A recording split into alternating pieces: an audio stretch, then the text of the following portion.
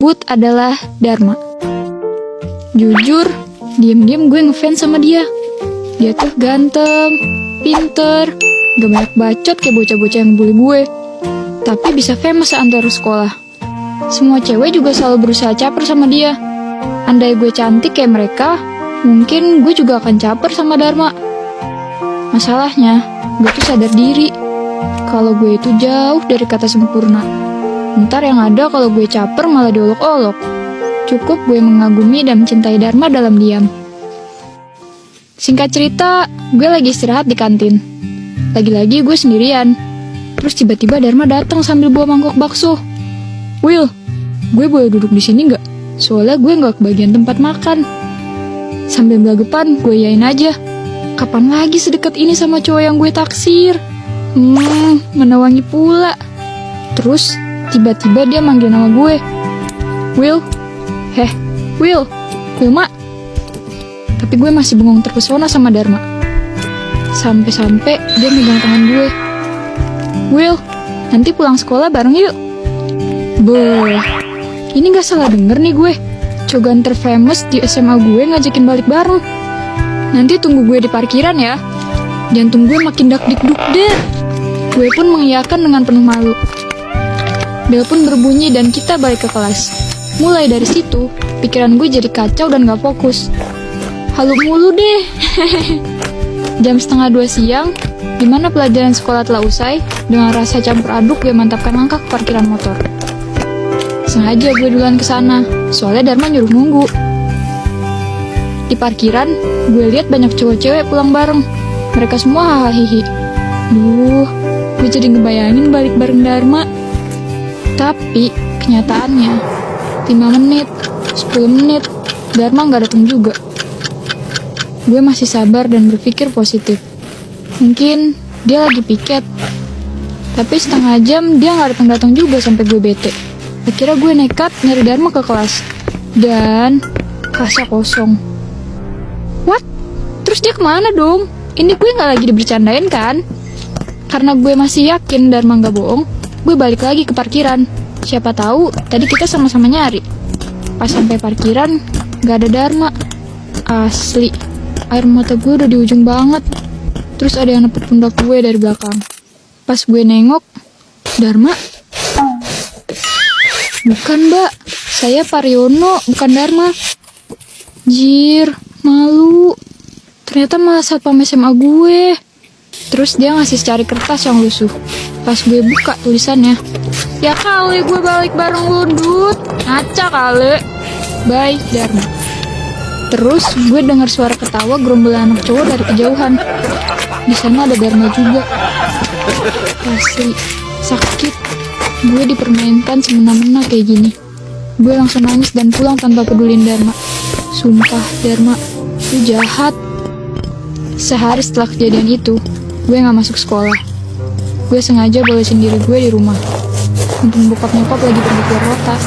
Selama 3 hari di rumah, gue banyak merenung, sedih. Rasanya pengen berhenti sekolah. Sampai akhirnya gue berdiri di depan cermin. Apakah gue seburuk itu? Gak tahu kenapa, insting gue sebagai cewek mulai membara. Gue buka YouTube ini itu segala macem demi menenangkan diri. Sampai akhirnya gue lihat YouTube vlogger. Bahkan YouTuber yang menginspirasi karena relate sama masalah hidup gue. Kalau ngeliat Kendall Jenner sama Gigi Hadid, bikin lemak di tubuh ini minder parah. Auto mental deh pokoknya. Di situ gue sadar, sudah saatnya take action. Diet bukan lagi soal wacana. Gue harus lebih care dalam menjaga dan merawat tubuh ini. Karena gue yakin, suatu saat gue bisa cantik dan balikin keadaan. Singkat cerita, gue udah lulus dari SMA. Bertahun-tahun gue benar-benar memutus informasi dan komunikasi sama temen SMA gue. Gue benar-benar move on biar fokus sama cita-cita yang gue mau. Oh iya, bukannya sombong. Sekarang gue sukses dan punya produk kecantikan sendiri. Dan rencananya sih, tahun depan mau buka klinik kecantikan gitu di beberapa kota. Meskipun gue udah lost kontak sama anak-anak, gue masih join kok di grup alumni. Ya lumayan lah buat mantau-mantau keadaan. Sampai akhirnya beberapa saat yang lalu, gue dapet notifnya dari grup WA kalau bakalan ada reuni SMA. Ya udah deh, gue putusin buat datang. Soalnya gue penasaran sama anak-anak yang dulu ngebully. Sekarang udah jadi apa ya? Terlebih lagi, gue penisirin si Missy Dirmi. Gue sengaja pakai kacamata dulu, pengen tahu respon mereka. Pada kenal nggak? Dan kalian tahu apa yang terjadi? Ketika gue dateng dan turun dari apart, semua orang bengong bukan main. Dari atas sampai bawah gue diliatin. Sampai akhirnya gue buka tuh kacamata. Dan semuanya kompak kaget. Wilma? Dan penuh senyum gue jawab, iya. Reuninya sih B aja. Tapi yang gak gue sangka, semua cowok pada ngerubungin gue kayak semut pada minta foto. Ya udah deh, gue jabanin. Dalam hati, mampus tuh. Dulu ngata-ngatain gue, bully gue. Sekarang lu tunduk sama kecantikan gue. Mana lirikan cewek-cewek pada sepet lagi. Rasanya ingin teriak. Iri bilang, bos. Karena salah satu alasan gue datang adalah Prisi penisirin si Dirmi. Tuh anak mana ya? Selingak-selinguk gak nongol-nongol. Sampai pas pertengahan acara, gue yang bosan sengaja cabut dan pergi ke parkiran SMA. Di situ ada orang yang baru datang pakai motor peot dan jaket lusuh.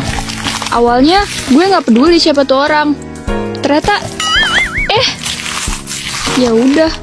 Toh gue juga tipikal orang yang bukan pendendam.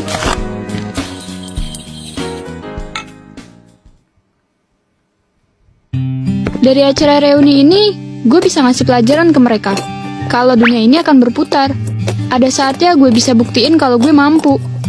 Terlepas dari standarisasi kecantikan dan body goals, semua wanita itu terlahir cantik dan berhak untuk cantik. Mau curvy, mau kurus, tinggi pendek, semuanya bukan patokan kecantikan yang bisa dieksploitasi. Dan asal kalian tahu, body shaming itu nggak keren. Perkataan jahat kalian bisa menyakiti perasaan. Karena kedepannya kalian gak akan tahu apa yang terjadi. So, berbuat baiklah selagi bisa. Buat kalian di luar sana yang dibully, jangan pernah takut dan merasa sendirian. Kalian juga istimewa, karena semua berhak bahagia. So, kalau kalian punya cerita unik dan menarik, silakan kirim ke email di bawah ini ya. Jangan lupa klik tombol like, share, komen, dan subscribe channel Gue Punya Cerita.